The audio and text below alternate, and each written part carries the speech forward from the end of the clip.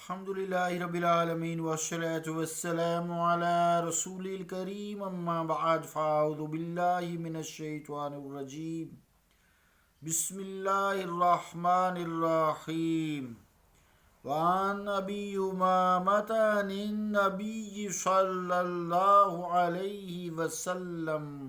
انہ قال ما من رجل یلی امر عشرات فما فوق ذلك الا اتاه الله عز وجل مغلولا يوم القيامة يده الى عنقه فكه بره او بقه اثمه اولها ملامہ وأوسطها ندامہ وآخرها خزي يوم القيامة۔ احمد۔ صدق اللہ و صدق الرسول الکریم۔ عزیزان گرامی قدر، السلام علیکم ورحمۃ اللہ وبرکاتہ۔ حدیث پاک جو تلاوت کرنے کی سعادت حاصل کی ہے، اس حدیث پاک کا ترجمہ یوں ہے۔ روایت حضرت ابو امامہ سے، وہ نبی کریم صلی اللہ علیہ وسلم سے راوی، آپ نے فرمایا نہیں ہے کوئی شخص جو 10 یا اس سے زیادہ شخصوں کے کام کا والی بنے، مگر اللہ عز و جل اسے قیامت کے دن اس طرح لائے گا کہ اس کا ہاتھ گردن سے بندھا ہوگا، پھر یا اس کی نیکی کھول دے یا اس کا گناہ اسے ہلاک کر دے۔ اس کی ابتدا ملامت ہے، اس کا درمیان شرمندگی ہے، اور اس کی انتہا قیامت کے دن رسوائی ہے۔ اللہ اس کے رسول کا قول سچا ہے۔ احمد۔ عزیزان گرامی قدر، یہاں بھی حاکم کی بات کی ہے یا افسر کی بات کی ہے یا خاندان کی بات کی ہے جس کے ماتحت 10 یا 10 سے زیادہ افراد ہوں، جن کا وہ امیر ہو، والی ہو، حاکم ہو، ذمہ دار ہو، یعنی پھر وہ ان میں انصاف نہ کرے، اس کے بارے میں وعید ہے۔ جو عادل ہے، انصاف کرتا ہے، اس کے لیے تو خوشخبریاں ہیں نا، یعنی حاکم عادل ہو یا پھر ظلم کرے، یہ اس لیے بات کی گئی ہے تاکہ لوگ عہدے کی طرف بھاگے نہ، عہدے کی طرف لپکے نہ، اس طرح کی ذمہ داریاں قبول کرنے سے ہچکچائیں۔ ہاں، لوگ اگر انہیں مقرر کر دیں تو پھر اللہ تعالیٰ انہیں عدل کی توفیق بھی دیتا ہے۔ بہرحال اس حوالے سے جو حدیث ہے اس کا مفہوم یہی ہے کہ 10 یا 10 سے زیادہ پہ وہ اس کے انڈر ہوں لوگ، ان کا وہ حاکم ہو، لوگ ان کے 10 یا 10 سے زیادہ جو ہے ماتحت ہوں، تو قیامت والے دن جو ہے اگر وہ نفسانی طور پر خواہش مند ہو اس عہدے کا یا اس ذمہ داری کا، یا اس کی طلب ہو کہ مجھے افسر بنا دیا جائے، تو ہاں، روزی روٹی کے لیے لوگ جابز کرتے ہیں، درست ہے، کوئی ایسی بات نہیں ہے، اللہ تعالیٰ پہ کرم فرماتا ہے۔ ایک شدید طلب ہونا، جسے کہتے ہیں نہ کسی طرح اس عہدے پہ فائز ہونے کی کوشش کرنا، جیسا کہ سیدھی سی بات ہے الیکشن میں ہوتا ہے، ووٹ خریدے جاتے ہیں، لوگوں کو ڈرایا دھمکایا جاتا ہے، لوگوں کو بلیک میلنگ کی جاتی ہے، پھر فیملیز ہوتی ہیں،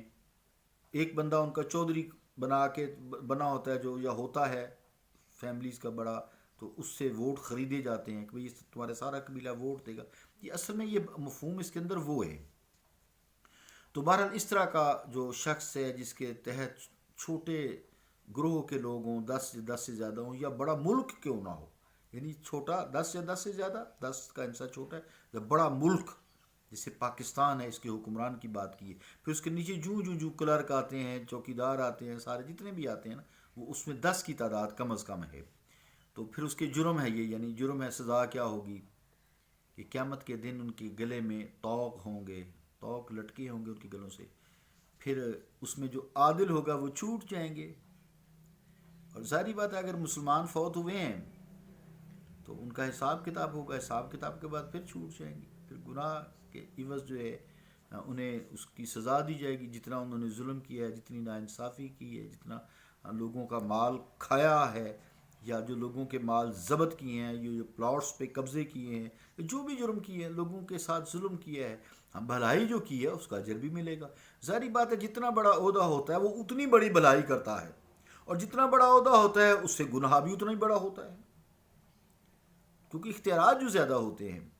تو اگر ایک سربراہ مملکت بھلائی کرتا ہے لوگوں کے لیے، مثال سڑکیں بنا دیتا ہے، لوگوں کے لیے وظائف مقرر کر دیتا ہے، بیت المال کے سسٹم کو ہی کرٹ کر دیتا ہے کہ وہاں زکوٰۃ کا مال سارا اکٹھا ہوتا ہے، یہ نظام بہتر کرتا ہے، تو ملک ویسے معاشی بدحالی سے نکل جاتا ہے. یعنی کوئی بھی نیکی کا کام کرے گا تو بڑے لیول پہ ہوگا، اگر وہ گناہ کرے گا تو وہ بھی بڑے لیول پہ ہوگا. اپنے مخالفوں کو ایک دم قتل کرا دینا، جیلوں میں بند کرنا، یقیناً عام آدمی تو نہیں کر سکتا نا. اس حوالے سے ظالم حاکم کے بارے میں یہ وعید ہے. اور پھر جو عادل ہوں گے وہ ایک دفعہ تو تھوڑا سا ہوگا، گلے میں طوق ہوں گے، لیکن عدل کی وجہ سے فوری چھوٹ جائیں گے. اور ظالم جو ہیں وہ جوتے کھائیں گے، وہ پکڑے جائیں گے، دبوچیں گے، پھر اتنے گناہ جتنے کیے ہیں ان سے ان کا حساب کتاب لیا جائے گا. لہٰذا حدیث بالکل واضح ہے. اور عزیزان گرامی قدر، چونکہ انبیاء نے بھی حکومت کی ہے، اس سے انبیاء مستثنا ہیں، صدیقین مستثنا ہیں، اس سے صالحین مستثنا ہیں، خلفۂ راشدین مستثنا ہیں، کیونکہ سارے عادل تھے، سارے انصاف پسند تھے، عوام کے فلاح و بہبود کے لیے انہوں نے کام کیا ہے، اور اسی حالت میں ان لوگوں نے جان بھی دی ہے. اسی طرح حضرت داؤد علیہ الصلوۃ والسلام کی حکومت، سلیمان علیہ الصلوۃ والسلام کی حکومت، سب سے بڑی کائنات کی اللہ تعالیٰ نے حکومت عطا کی تھی. یہ مستثنا ہے، ٹھیک ہے، یہ پاک ہستیاں یہ مستثنا ہیں، ان سے ایسے احکامات کا کوئی تعلق نہیں ہے. یہ اس کے بعد یہ جو آج کل خاص طور سے موجودہ دور میں آپ دیکھ رہے ہیں، یہ ان کے متعلق ہے، انہیں ڈرنا چاہیے، عبرت حاصل کرنی چاہیے. اس لیے حدیث پاک میں لفظ جو ہے استعمال ہوا ہے یلی، یلی استعمال ہوا ہے، یا زبر یا لام زیر یہ لی، یلی استعمال ہوا ہے، ولی استعمال نہیں ہوا، تاکہ ان لوگوں کو مستثنا قرار دیا جائے. تو یعنی اس قسم کی حکومتوں کی ابتدا مخلوق کی ملامت ہے. یعنی جب تنگ ہوتے ہیں ایک دفعہ عہدے پہ بیٹھ جاتے ہیں تو لوگ ملامت کرتے ہیں، دیکھ رہے ہیں آپ، گالیاں نکالتے ہیں، پتہ نہیں کیا کیا کہتے ہیں، حکمرانوں کو کہتے ہیں، پھر میڈیا والے انٹرویو کرتے ہیں، مختلف قسم کے لوگ ہوتے ہیں، پھر یہ بھی جب ملامت سنتے ہیں تو ان کو جیلوں میں بند کرتے ہیں، پتہ نہیں کیا کیا کرتے ہیں، سارے آپ سسٹم آپ کو معلوم ہی ہے. تو یعنی ابتدا جو ہے ایسے عہدوں کی ملامت ہے، لوگوں کی، عوام کی، یا جو ان کے ماتحت ہوتے ہیں،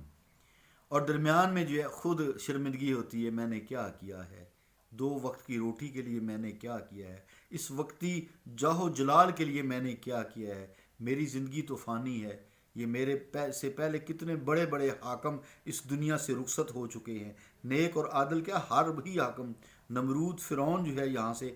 دنیا میں نہیں رہ رہا، میں نے کیا کیا. اندر دل اگر تھوڑی سی ان میں انصاف پسندی بھی ہو تو دل ان کا ملامت کرتا ہے، یار یہ کام ٹھیک نہیں تھا، بہرحال میں نے خواہش کی تھی، ووٹ خریدی تھی، یہ کیا تھا، وہ کیا تھا، بہرحال